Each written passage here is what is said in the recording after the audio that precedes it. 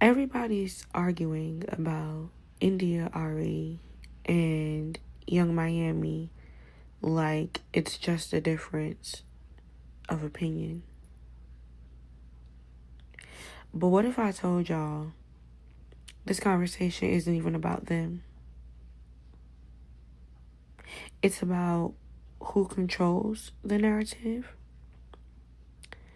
which is the image of black women, and why only certain images get pushed pertaining to them, pertaining to us.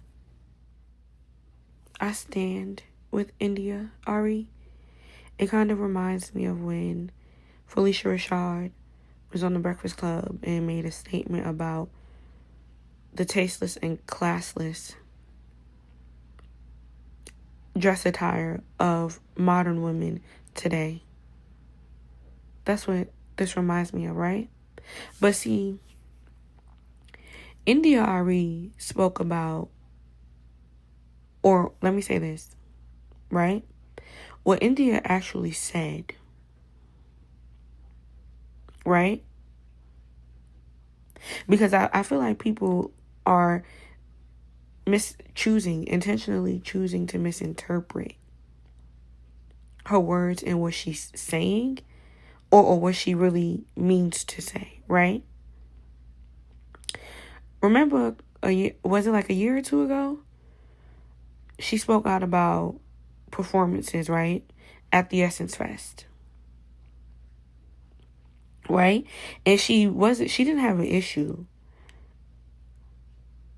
Or it wasn't that women shouldn't be sexual, right?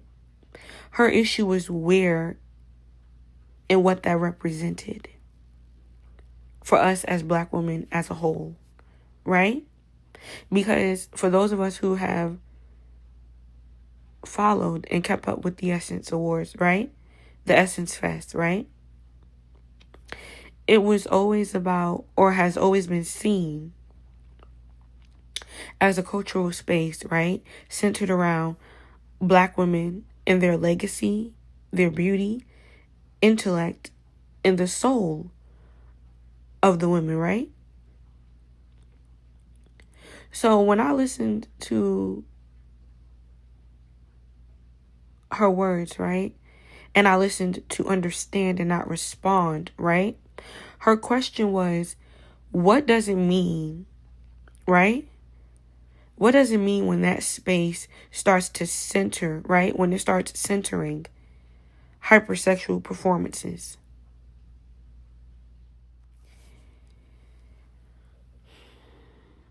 You have all this pushback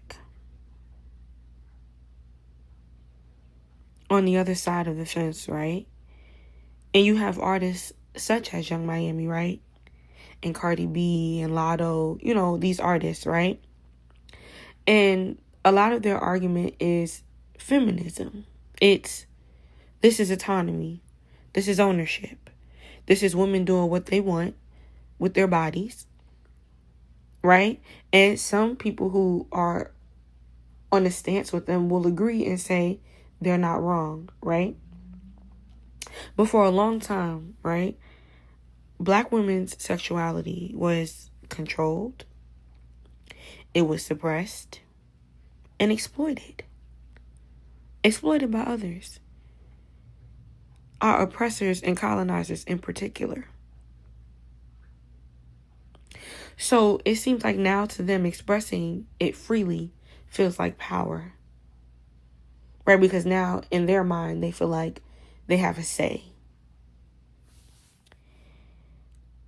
But the problem that nobody wants to name, right, as I stated before, right, in the last clip, right, as far as our oppressors and colonizers go, right, the problem nobody wants to name, right, and here's where things get uncomfortable, right, because here you have both sides arguing about choice. But nobody is asking who created the environment those choices exist in.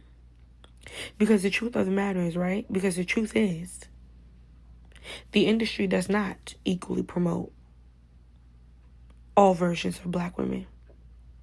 The industry doesn't promote, and I'll say it again, the industry doesn't equally promote all versions of black women. What they push instead is hypersexual, dramatic exaggeration. Because that's what seems to sell when it comes to our community, right? So they say, if you let them continue with the narrative, creating the narrative, right? That's what sells.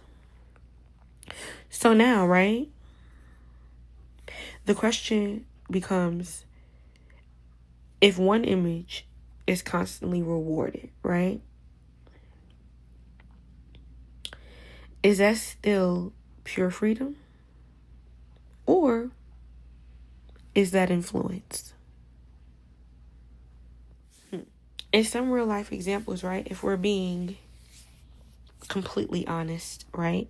Which I hope we are doing, right? If we're being completely honest, right? Real life examples. Look at the patterns. Pay attention, please. Conscious artists rarely get the same visibility, right? Because that's positivity. That's education. That's knowledge. That's wisdom. You also have women who present differently, often getting labeled as boring. Younger girls are consuming this as standard. So it's not just about adults making choices, y'all. It's not just about adults making choices. It's about what becomes normalized. And so far, everything ignorant is being normalized. And the moment somebody wants to change that, right, and be a more positive influence, they're boring, they're insecure, they're jealous, they're lame. Fans like y'all, to a lot of these celebrities, are the problem. Y'all live in reality. Y'all live in the neighborhoods still. While y'all are giving them your money, paying them your money, and allowing them to move and live in places that half of y'all have never even visited or seen. Yet, y'all are giving y'all money to them constantly to make sure their kids are in private school and not living the same type of lifestyle as us in these neighborhoods, in the hood, working regular 9 to 5s. Being on government assistance. Y'all can't take that same money and invest in yourselves and y'all children for a better future, but y'all are giving it to celebrities? Please help me make it make sense, please. Because it's... okay. Here's the truth most people aren't ready for.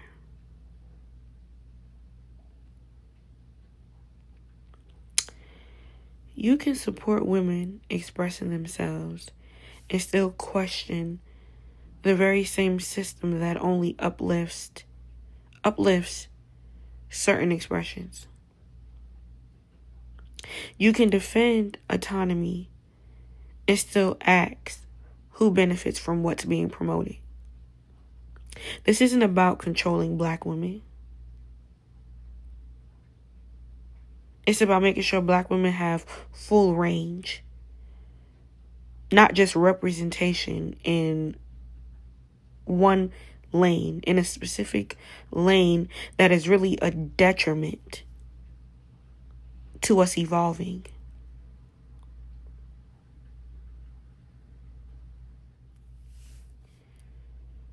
Not once did Arie, not once did she attack women. She was asking a bigger question that seems to go over a lot of y'all's heads. Who decides what version of us gets amplified? Because if we don't ask that, somebody else will keep answering it for us. And I know that my video, right? I know this is even going to go over a lot of women's heads, a lot of Afro-descended people's heads. And I know it's going to be one or two in the comments that are ignorant because they can't see past that. Nor do they want to. But I'm here to tell you now, I got time. You won't come on this platform and spew ignorance. That I won't allow. These other influencers or whatever y'all label them now, they might play that with y'all. It might be a ha-ha key, because, you know, of course, that's another thing in our community. Everything seems to be a joke when we are the butt of it.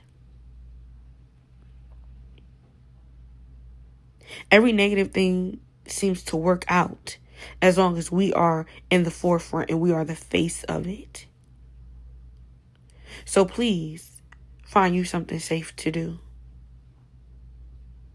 Because getting under my comments and playing, that's not safe. But I digress. At some point, you have to sit down. You have to sit down and ask yourself, at some point, who built the system that rewards that choice? Because freedom without awareness can still be manipulation. And I hope that this message doesn't go over a lot of y'all heads like I know it will. Because, let me say it again. Because freedom without awareness can still be manipulation. And that's the part people don't want to talk about. Instead, we make it about, black women are always being shamed. The black community is always being shamed.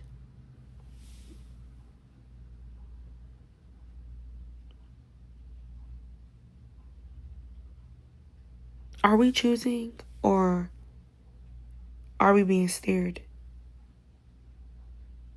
As usual.